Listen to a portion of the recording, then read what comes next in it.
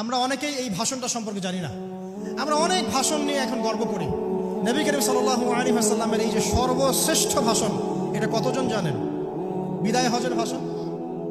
কতজন জানেন বিদায় হজের ভাষণে নবী সাল্লাল্লাহু আলাইহি ওয়াসাল্লাম কি বলেছিলেন উম্মতকে?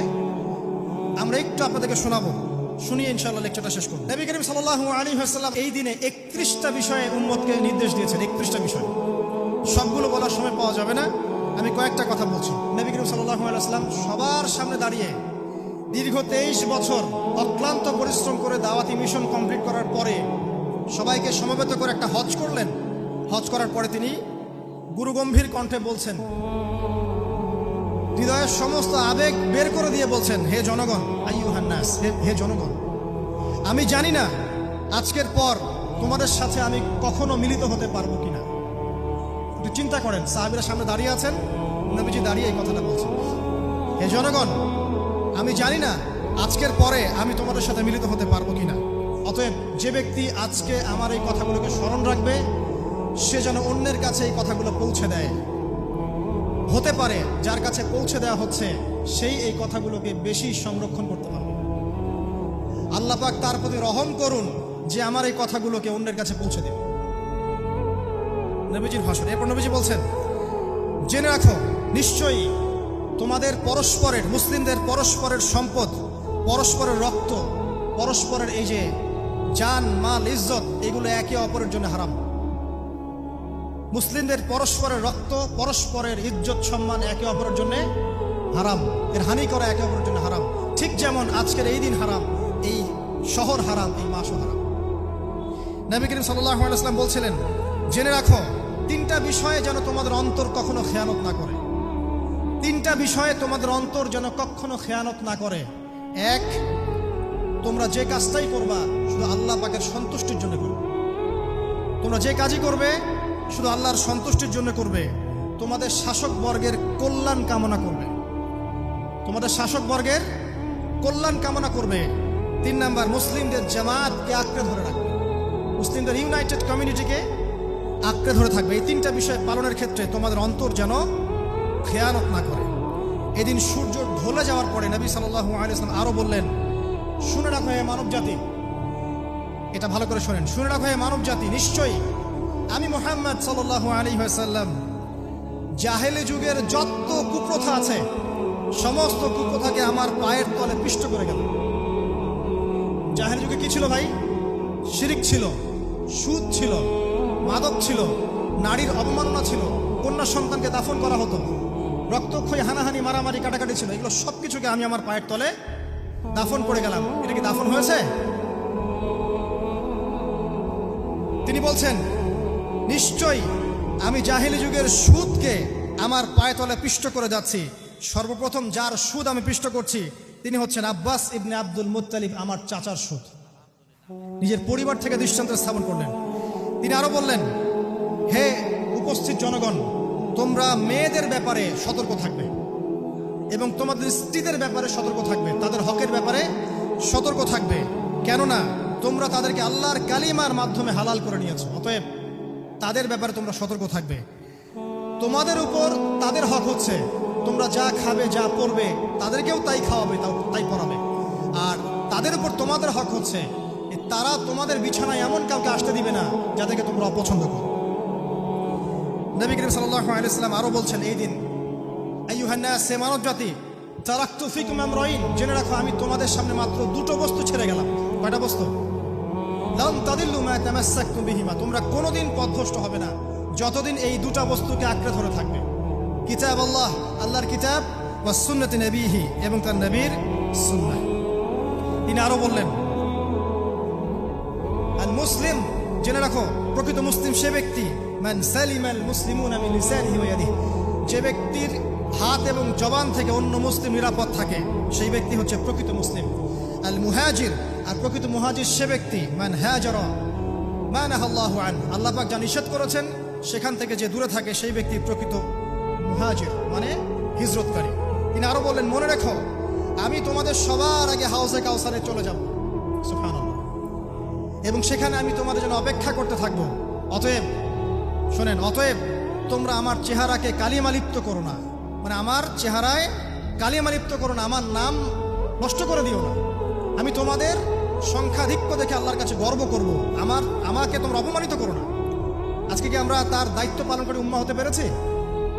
নবীজি বলেছেন তা আমার চেহারাকে কালিমা লিপ্ত করো না। সুবহানাল্লাহ। তিনি বলছেন ওই সময় কিছু মানুষ থেকে আমি মুক্ত হয়ে যাব, আর কিছু মানুষ আমার থেকে মুক্ত হয়ে যাবে। বলা হলো কারা ইয়া রাসূলুল্লাহ?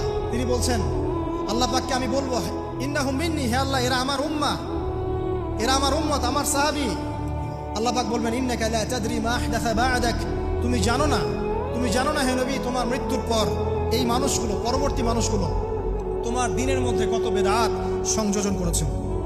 তিনি আরো বলেছিলেন হে জনগণ জেনে রাখো প্রত্যেক পরিবারের জন্য প্রতি বছর একটা করে পশু জবাই করার বিধান, প্রত্যেক পরিবারের জন্য, সামর্থ্যবান পরিবারের জন্য প্রত্যেক বছর একটা করে পশু জবাই করার বিধান রয়েছে। তিনি আরো বললেন মনে রাখো একজনের অপরাধের শাস্তি আর একজন কখনো পাবে না, আর বাবার দোষে ছেলে কখনো দুষ্ট হবে না, ছেলের দোষে বাবাও কখনো অপরাধী হবে না। তিনি আরো বললেন জেনে রাখো এই মানব জাতি নিশ্চয়ই শয়তান এই বিষয় থেকে নিরাশ হয়ে গেছে যে তোমরা শয়তানের ইবাদত করবে, শয়তান নিরাশ হয়ে গেছে। কিন্তু শয়তান নিরাশ হয়নি একটা বিষয় থেকে, যে তোমরা একে অপরে হানাহানি কাটাকাটি ফিতনা ফাসাদে ব্যস্ত থাকবে, যেমনটা এখন আমরা করছি। আমরা কিন্তু সরাসরি কখনো শয়তানের ইবাদত করছি না, করছি? মুসলিমরা এখন পরস্পরে হানাহানি কাটাকাটি ফাসাদে লিপ্ত আছে। তিনি আরো বললেন যে একজন মুসলিমের জন্য হালাল নয় অন্য মুসলিমের সম্পদ আত্মসাৎ করা, যতক্ষণ না সে স্বেচ্ছায় খুশি মনে তোমাকে সম্পদ প্রদান করে। অতএব তোমরা একে অপরের প্রতি জুলুম করবে না। তিনি আরো বললেন সাবধান, আমার ইন্তেকালের পরে তোমরা একে অপরের গর্দান উড়িয়ে কাফের হয়ে যেও না। সাবধান, আমার ইন্তেকালের পর তোমরা একে অপরের গর্দান উড়িয়ে কাফের হয়ে যেও না। তিনি আরো বলেছেন একজন মুসলিম আরেকজন মুসলিমকে গালি দিতে পারে না। যদি একজন মুসলিম আরেকজন মুসলিমকে গালি দেয় এটা হচ্ছে ফাসিকি, এবং একজন মুসলিম যদি আরেকজন মুসলিমের সাথে যুদ্ধ করে এটা হবে এক প্রকার কুফরি। তিনি আরো বলেছেন হে জনগণ জেনে রাখো আমার পরে কোনো নবী নেই, আর আমার পরে তোমরা ব্যতীত আর কোনো উম্মত নেই। এর চেয়ে স্পষ্ট কথা হতে পারে? আমার পরে কোনো নবী নেই আর আমার পরে তোমরা ছাড়া কোনো উম্মত নেই। তাহলে আমরা যখন নতুন নতুন নবী বানিয়ে নিচ্ছি, কোনো কোনো ক্ষেত্রে বলছি একজন ব্যক্তি ছিলেন সে নিজে ঈসাও ছিল, সে মাহদিও ছিল, সে নবীও ছিল। দিন দিন মানুষ এই খাতায় নাম লেখাচ্ছে। সুবহানাল্লাহ। সর্বশেষ তিনি বললেন যে যদি তোমাদের উপরে, হে মানব জাতি জেনে রাখো, যদি তোমাদের উপরে একটা নাক কাটা কালো কুৎসিত কোনো আমির বা শাসকও চলে আসেন এবং সে যদি তোমাদেরকে আল্লাহর রাস্তায় আল্লাহর কিতাব সুন্নাহ অনুযায়ী পরিচালিত করেন, তোমরা অবশ্যই তার আনুগত্য করবে, তার বিরুদ্ধে বিদ্রোহ করবে, তার আনুগত্য করবে। জেনে রাখো, শেষে তিনি জেনে রাখো হে মানব জাতি, আজকে থেকে কুল্লুকুম মিন আদম, তোমরা সবাই আদম সন্তান, ওয়া আদামু মিন তুরাব, আর আদম হচ্ছে মাটির সন্তান। আরবের উপর অনারবের, অনারবের উপর আরবের, সাদার উপর কালোর, কালোর উপর সাদার, লালের উপর কালোর অথবা কালোর উপর লালের কোনো রকম প্রাধান্য নাই। ইল্লা তাকওয়া, শুধু তাকওয়া ব্যতীত। যে ব্যক্তি বেশি মুত্তাকি সে আল্লাহর কাছে বেশি মর্যাদার অধিকারী হবে ইনশাআল্লাহ তাআলা। সর্বশেষ তিনি আঙ্গুলটা উঁচু করলেন, নিজের শাহাদাত আঙ্গুল উঁচু করে আকাশের দিকে তাকালেন, এরপর জনগণের দিকে তাকালেন, তাকিয়ে বললেন যে তোমাদের ব্যাপারে, হে জনগণ তোমাদের ব্যাপারে আমাকে আল্লাহ জিজ্ঞাসা করবেন। ফামা আনতুম কাইলুন, তোমরা ওই সময় কি বলবে আমার সম্পর্কে? তখন সাহাবীরা বললেন আমরা বলবো যে আপনি বাল্লাগতা রিসালাতাক, আপনি আপনার রিসালাত পৌঁছে দিয়েছেন, ওয়াজ্জা আমানাতাক, আপনার আমানত পূর্ণ করেছেন, ওয়া নাসাহতা উম্মাতাক, এবং আপনি আপনার উম্মতকে নসিহত করেছেন। এরপরে তিনি আকাশের দিকে তাকিয়ে বললেন আল্লাহুম্মা ফাশহাদ, হে আল্লাহ আপনি সাক্ষী থাকেন। আল্লাহুম্মা ফাশহাদ, হে আল্লাহ আপনি সাক্ষী থাকেন। আল্লাহুম্মা ফাশহাদ, হে আল্লাহ আপনি সাক্ষী থাকেন যে আমি আমার দায়িত্ব পৌঁছে দিয়েছি। এরপরে নাজিল হলো আল ইয়াউমা আকমালতু লাকুম দীনাকুম ওয়া আতমামতু আলাইকুম নি'মাতি ওয়া রাদিতু লাকুম ইসলাম দীনান। এই হলো বিদায় হজ, আজকের এই আরাফার প্রেক্ষাপট। আমরা কতজন এটা নিয়ে চিন্তা করেছি? 1 মিনিট একটু বলে শেষ করি। দেখেন, শেষ ওসিয়ত যেগুলো হয় মানুষের, এটা খুব হৃদয় বিদারক হয় না? বাবা ইন্তেকাল করছেন, সন্তানের জন্য ওসিয়ত করে যাচ্ছেন, মাকে দেখিস ইত্যাদি ইত্যাদি। হৃদয় বিদারক হয় না? মানুষ সারা জীবন মনে রাখে না? বাট আমরা আমাদের এই ন্যাশন, এই উম্মাহ, নবী সাল্লাল্লাহু আলাইহি সাল্লাম উম্মাহ বলে আমরা যারা দাবি করছি, আমাদের মধ্যে বেশিরভাগ মানুষ নবী সাল্লাল্লাহু আলাইহি সাল্লামের শেষ এই নসিহতগুলো ভুলে গেছি আমরা।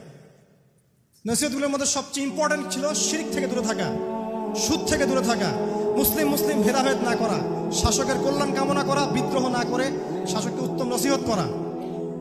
এবং আরেকটা হাদিসে তিনি বলেছিলেন 5 ওয়াক্ত সালাত আদায় করবে, সাওম পালন করবে, রমজান মাসে সাধ্যমতো সাদাকা করবে, মুসলিমদের জামাত আঁকড়ে ধরবে, ইনশাআল্লাহ হাসতে হাসতে জান্নাতে প্রবেশ করবে। আও কামা ক্বালা আলাইহিস সালাম। জাহেলি যুগের সমস্ত প্রথা ছেড়ে দেওয়া ছিল আজকের দিনের মূল মর্ম, আমরা ছাড়তে পারছি না। সুদ ছেড়ে দেওয়া ছিল মূল মর্ম, ছাড়তে পারছি না। শিরক থেকে বের হতে পারছি না। বেদাতীদের ব্যাপারে ধমক দেওয়া হয়েছে, বেদাত ছাড়তে পারছি না। খেয়াল করে দেখেন, মুসলিম মুসলিম হানাহানি কাটাকাটি এখনো ছাড়তে পারছি না। ইভেন ধর্মতাত্ত্বিকভাবেও আমরা বহু দল এবং উপদলে বিভক্ত হয়ে গেছে, কারোর সাথে কারো ঐক্য নাই। সব মিলিয়ে নবী সাল্লাল্লাহু আলাইহি ওয়াসাল্লামের শেষ ওসিয়তগুলো, কিতাব এবং সুন্নাহ আঁকড়ে ধরা, এটা আমরা সবাই আঁকড়ে ধরতে পারছি না।